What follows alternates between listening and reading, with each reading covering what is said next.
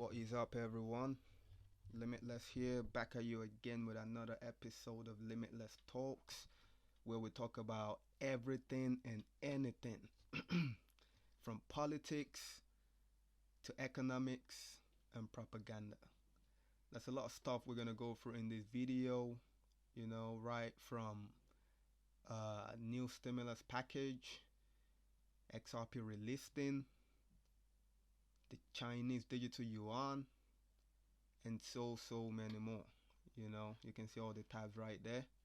So before we hit the intro, check this out. You got Joe Biden admin disapproves of Elon Musk's Tesla showroom in China's Xinjiang. I'm sure I butchered that, but you read down here, the Joe Biden administration has signaled its disapproval of Tesla's decision to open a dealership in China's Xinjiang region, where the United States and several other governments say Uyghurs Muslims continue to be subjected to repressive treatment. We know this ain't about, trying to help nobody. It's ain't about that. This is just economic trade war.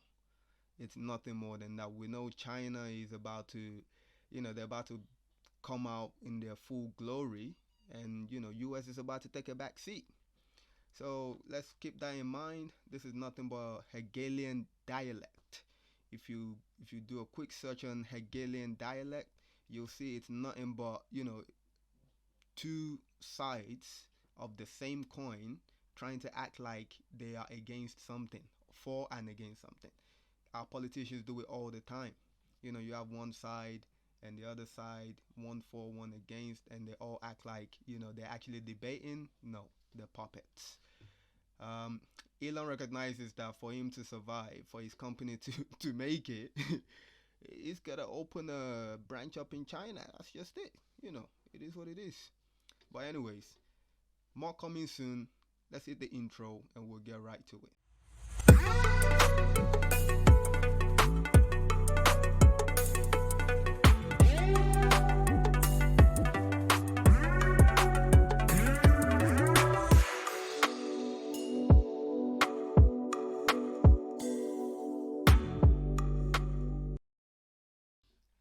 Limitless here. This is that show. Share, show to your family, your friends, everyone, so we can all understand how the world works, which direction the world is going, so we're not caught in between. Right, moving on. It's gonna leave a scar. Capitol Police and staffers reveal details of Jan 6 and the trauma that remains. Now, reading this article, this is nothing again.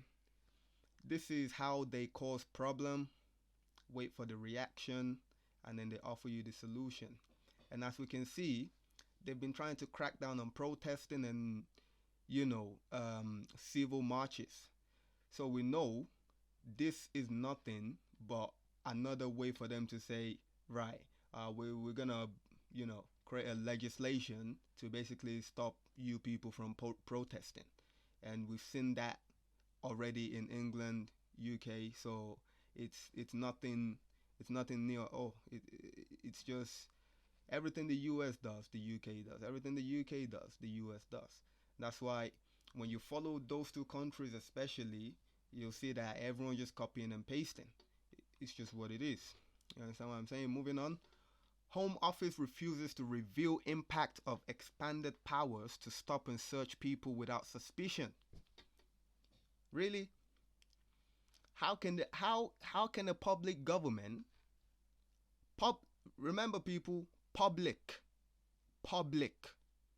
they can't hide anything. They're not allowed to hide anything. The government has refused to publish its assessment of a controversial expansion of stop and search powers as it pushes to apply them to peaceful protesters.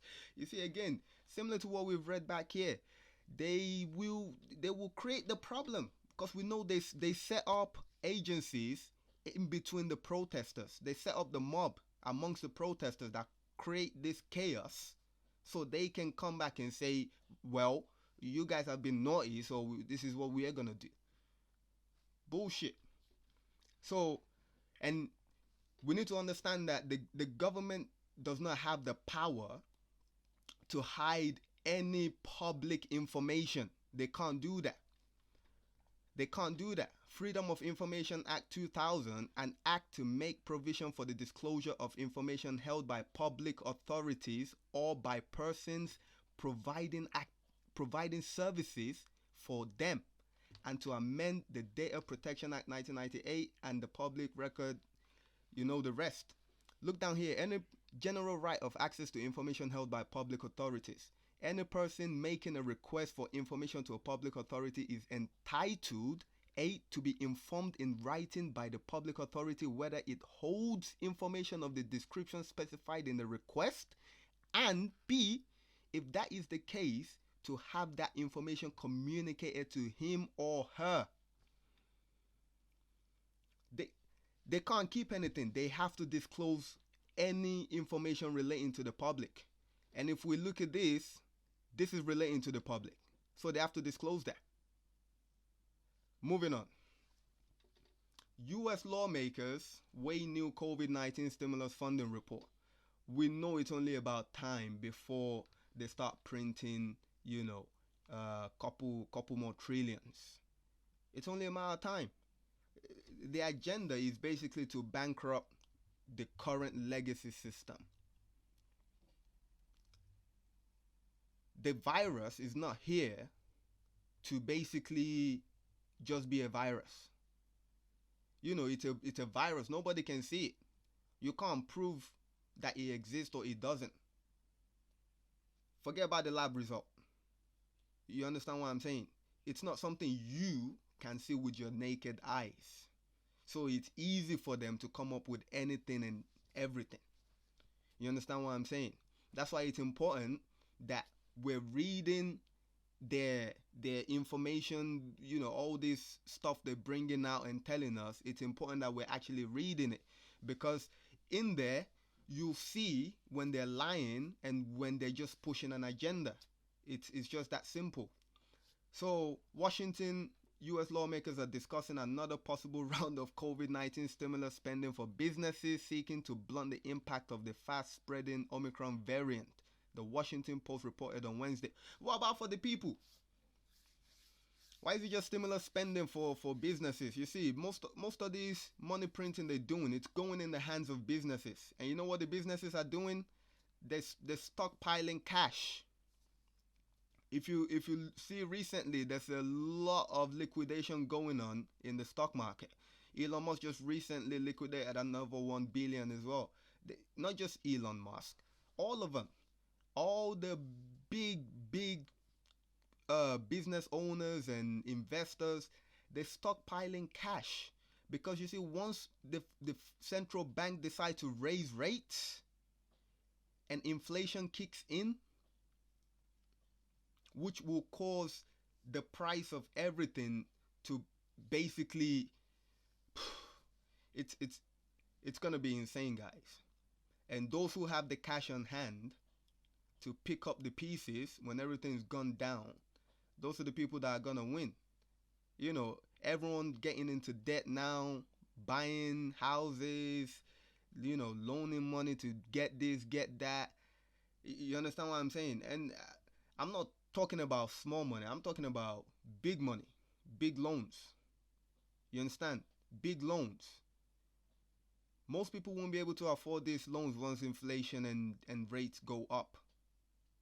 Most people won't be able to. And what are they going to be forced to do? They're going to be forced to let go of that asset. And they will have to let go of it below market value that they've bought it for. The entire economy is at all-time high right now. And this is not the time to be buying any large asset. This is just not the time. Because what goes up must come back down. It's just that simple. Moving on. This one is interesting to me because, as we know that China, they're bringing in well, they've already done it. They've tested it, because this article here is from 2019. China online courts using blockchain technology, AI, to streamline operations. You read here, The impact of new age technologies such as AI, Internet of Things, and blockchain on different industries has proven to be rather disruptive, to say the least. While AI and Internet of Things focus more on human to machine and machine to machine economies, blockchain is steadily re-engineering the fundamentals of a host of industries, including law, from the ground up. Remember what I said? Everything will be run by AI, algorithm, drones, robotics. Humans are going out of the picture. Here it says human to machine and then machine to machine. I'm not seeing anywhere here that says machine back to human. And somebody help me, if you can find any document or the document online that shows that humans will be will have anything to do with the future economy, with the future economics. We're not going to have anything to do with the economics of the future economy, because they are excluding humans completely. Yes, when you listen to some of the reasons why blockchain, this, that, blah, blah, DLT is better, yes, it makes sense. But we know any technology can be used for good or evil. We need to open our mind to this simple fact. Any technology can be used for good or evil. And observation and logic tells us, it's a basic science principle. Observe and logic. You look around you, you see what's going on today. These people have the power to make the world a better place, but they're not choosing to. So we're not going to see them use blockchain to make the world a better place. It's just not going to happen. Here, China began to implement AI in court. Now, this is 2019. In a demonstration that was given, authorities showed the way the Hangzhou Internet Court operates. It has an online interface that contains an AI judge portrayed with an on-screen avatar. Litigants appear before the AI judge on video chat, and it prompts them to present their cases. Does the defendant have any objection to the nature of the judicial blockchain evidence submitted by the plaintiff? The virtual judge said as it sat under China's national emblem. This is an algorithm. Someone's programmed this thing to basically pass judgment on living souls. And you see, the crazy thing is, you see all these algorithm, AI, and all this stuff, they mimic what we do. And because the world is so crap right now, these AIs are crap as well. And it's only going to get worse. Because once this AI, once this text, once they get access to the full internet and all the database regarding humanity, it's going to be messy. The good in this world is far less than the bad things going on. We can all see it. You can observe it and see it. There's more people sitting in poverty than anything else. So, your doctors, your lawyers, your retail storekeepers, your teachers, your engineers, everyone is going. Obviously, they're not going to replace everyone at the same time, but gradually, everyone is going. It's just that simple.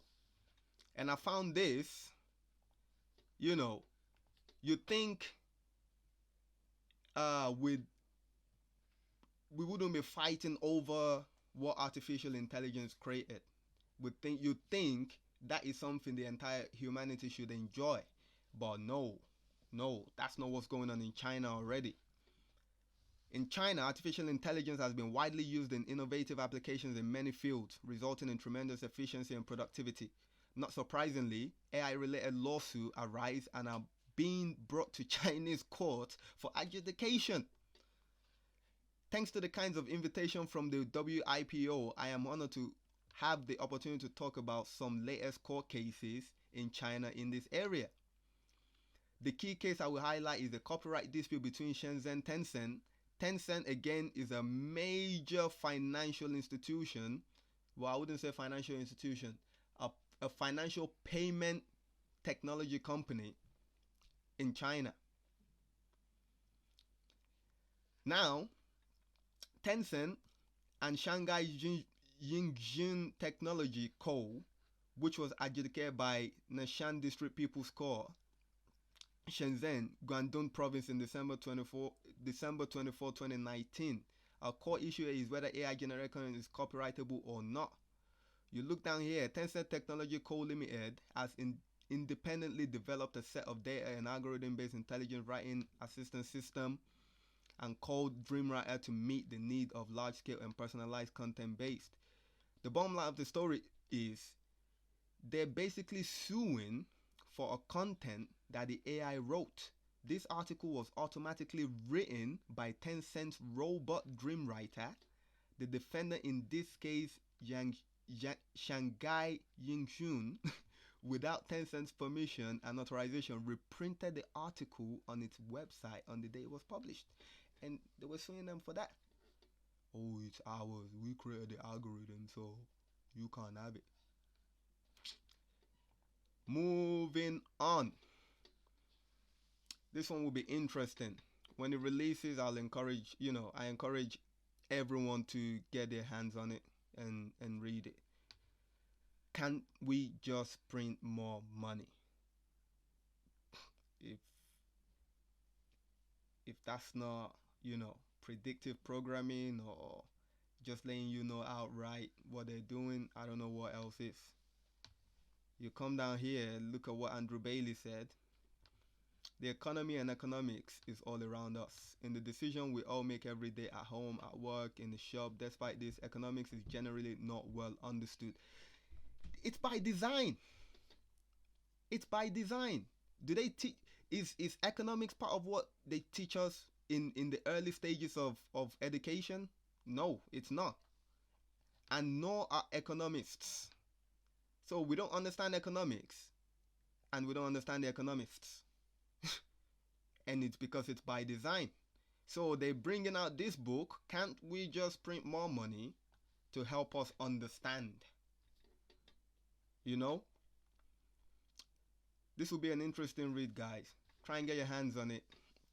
It will be interesting. Which CBDC will launch in 2022? So now we're stepping into, the latest news on the digital Yuan wallet, which launched. Where is that? Let me just go back to this for now. So which CBDC will launch in 2022?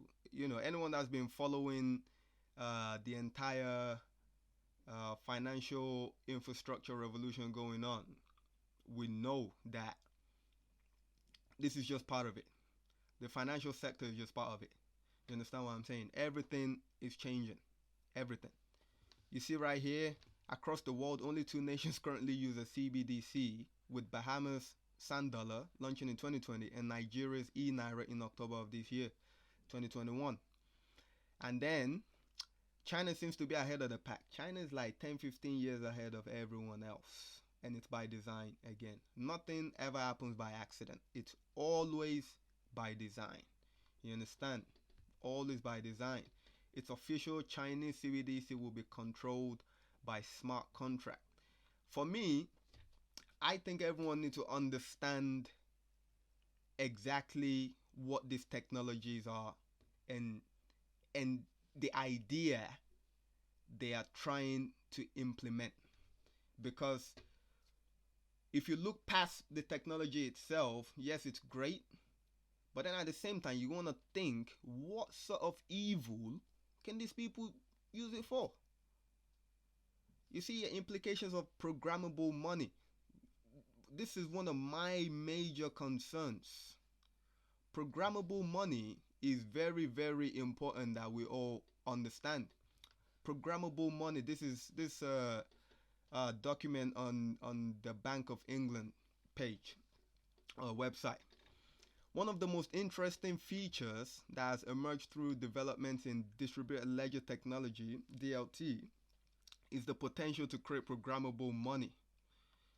This can be implemented via the use of smart contracts, pieces of code which are able to self-execute payments based on some predefined criteria. Predefined.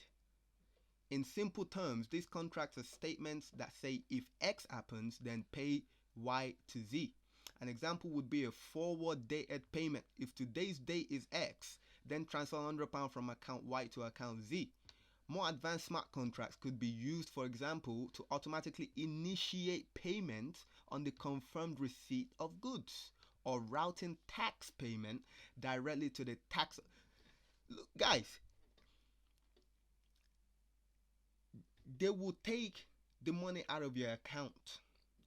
You owe a fine, you owe this, you owe that. They're going to take it directly. You don't need to authorize anything anymore. It will be taken.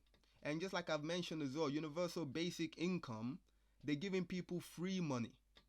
Free money not to work, we've already started seeing it. Most people don't even want to go back to work. Most people don't want to go back to work. So, let's pay attention to these things because, again, the people involved in this, you look up ISO20022, you look at that whole ecosystem there. The entire technology featured within that ecosystem is capable of programmability of money. It's just that simple. They can do it. They know that already. Regulatory compliance. This is a document from BIS, Bank of International Settlement. Central banks can monitor transactions executed on the system in their CBDC in real time. Central banks can set currency threshold limits for end-of-day balances and can automatically reduce the balance of commercial banks at a specified rate if their holdings are above the threshold at the end of the day to comply with jurisdiction-specific regulation. So if they can reduce commercial bank, your retail bank, your local bank that you go to get your loan, then they can definitely reduce the balance in your account. It's just that simple. They can reduce it. You read this document, you follow what they do, you pay attention to the technology. You don't get hyped over the technology. Think, what is the good thing we can use this for? And at the same time, what is the negative thing this thing can be used for? And we know with the current power structure, they want to use it for evil. That's all. And with the Chinese digital yuan, coming in, we know what's about to happen. We know XRP is about to get relisted. We know SWIFT, they're planning on testing this year. Check this out. SWIFT wants to test tokenization in 2022. Clearstream, Northern Trust, and SETL participate. Well, that's the people that wrote this article. And it says here, financial intermediary SWIFT is to be used as a tokenization interconnector. SWIFT, currently the Society for Worldwide Interbank Financial Telecommunication, basically all SWIFT does is just send message from one bank to the other to say, yes, this bank has sent this money, yes, you can credit that account. No money actually moves. Money don't move. Money does not move. Accounts just get credited, that's it. Nothing's actually moving anywhere. You understand? So all SWIFT does is to facilitate, the gap in between, to say as the trusted party that confirms that yes, this payment has been made and you can go ahead and credit that account before we can officially facilitate that payment to actually go into that account. You understand what I'm saying? That's why DLT is being created right now, due to the liquidity crisis of funds not being available, funds being tied down in the current financial process of transaction. It's kind of hectic right now. That's why we have to wait 22 working days, 3 working days to get our money. And in between that time, they do use your money to make trades, to do all sorts of stuff. They're using your money to balance their books. Swift reports highlight estimate that crypto assets could grow to 24 trillion by 2027. This is why it's important that we are invested now. Now, before they fully implement the agenda. Because once they implement the agenda, that's it. You understand what I'm saying? It will be very difficult to get in. You'll be relying on the CBDC. You know, you want to do yourself a favor and get some privacy tokens right now. And don't get me wrong, yes, these tokens will be regulated. They will know who's holding what, but at least you won't be fully reliant on your country's central bank digital currency. Because one thing we need to understand as well is, you see, the Chinese, they're not showing us that they put in their digital currency, their central bank digital currency wallet on Android and Apple Store.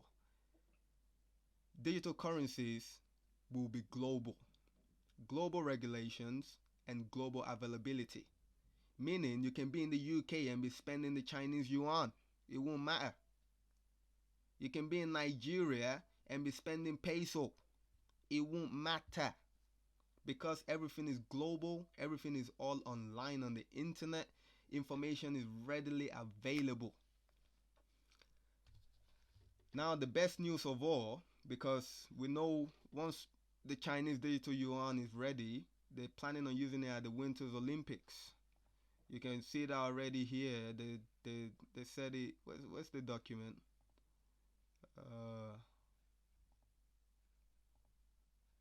Where is it? I've lost it. Right here. This is the Chinese. This is a document basically on CBDC and programmable money. And the Chinese timeline is down here. 2020 conducted tests in several cities across China. Boom. Announced plans to launch during Winter's Olympic. Everyone going to the Chinese Winter's Olympic, they're gonna get the Chinese digital yuan wallet. They're gonna have free digital yuan, on it. They're gonna preload it for them. They're gonna give it to them, and they can take it back to their home countries to spend. You don't have to spend it in China. If a retailer accepts it, you can spend it with them. Where's that? Look at this. JD.com first to accept China's CBDC digital yuan. And this is back in 2020. If you do a research now, I guarantee you'll find several more retailers who are already accepting the Chinese, CBDC. You won't be limited to what you can spend. You log to your online platform. It don't matter what you've got in your, digital currency wallet. It could be pounds, dollars, CBDs, the digital Chinese yuan. It don't matter. You can spend it. So let's pay attention to that. And we've got this right here. Response to ISO20022 proposal by American Bankers Association. Now, we've said this several times. The switch is gonna happen in one day. They're just gonna flip the switch and that's it. It's done. You understand what I'm saying? It says here, the American Bankers Association appreciates the opportunity to comment on the notice of adoption of message format and request for comment regarding the Fedwire Fund Service and ISO 20022. ABA supports the migration to the new messaging format that allows for greater detail to be associated with each payment. We believe that a well-executed implementation plan is essential for the switchover in November 2023. They've told you right there. November 2023, they're ready to switch everything over. Now that will bring in adoption. Now 2023, they're gonna do a global stress test. Everything we're seeing right now, we can see that the Chinese are leading the way. China's leading the way. That's why, any news that comes out regarding the Chinese CBDC is very important to pay attention to. It's very, very important. As we can see as well, The Chinese CBDC is launching this year officially, and then boom, we see SEC Ripple lawsuit to conclude by April 2022. Attorney Jeremy Hogan say, even though we know the Chinese, they need the digital yuan in the Winter Olympics in 2022. So we know what's going on. We know they're ready for cross-border payment. They're ready. And XRP is part of that ecosystem of ISO20022 to facilitate cross-border payment, along with all the other DLTs and hyperledgers, all the different type of ledgers out there. You understand what I'm saying? So we need to pay attention to a lot of these things. They are very, very important because, you know, it could be, it could mean the difference between, you know, relying on the government, and as we can see from observation, the government don't care about anybody. So it could be the difference from relying on the government and being shafted, or taking things into your own hands and making sure you're well secured. Your family is well secured. You understand? It's not just that, you know, we're in this just to make money, or all for money, money, money, money, money. Money is the blood of the economy. We need it. But at the same time, it's important to know that money is nothing. Money is just a means of transaction. It's a means of exchange. That's all it is. In today's world, we're not actually even spending money. We just call it money. Gold and silver is money. Everything we do today is an IOU, meaning when money comes back, I'll pay you this. Your fiat currency is an IOU. It's an IOU. Look it up. Fiat currency is an IOU. Bonds, same thing. Another form of IOU. Checks, whatever it is, it's a form of IOU. Real money is gold and silver. Moving on to the crypto market, just like we said, you know, it's everything's dumping because CME needed Bitcoin for collateral. So, you know, 5th of every month, you can expect anywhere between 10 and 20% drop in the market. So it's just, it is what it is. So if we look at this, Bitcoin backed. So after today, this weekend, we should hopefully be moving up. Again, depending on how much liquidity is going to be going into the market. So it's important to keep an eye on the open interest for a lot of the exchange traded funds in crypto. So the big guys like Grayscale, BlackRock,